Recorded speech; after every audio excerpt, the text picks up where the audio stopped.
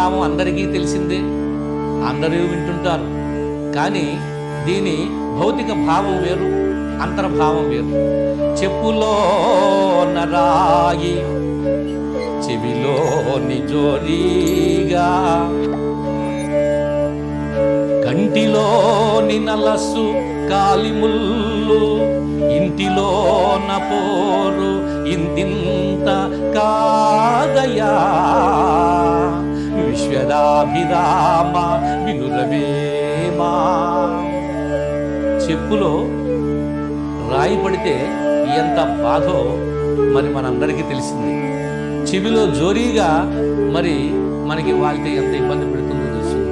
అట్లనే కంటిలోన నలుసు కాలిముళ్ళు, ఎంత చక్కనైనటువంటి ఎంత అర్థమయ్యే భాషలో చెప్పాడు వేమన. ఎందుకు అంటే దీని అంతర్భావం చెప్పుకుంటూ పోతే కోకొల్లలుగా ఉంది. దాని భావాన్ని ఆధ్యాత్మికంగా కూడా ఇంకో రకంగా చెప్తారు.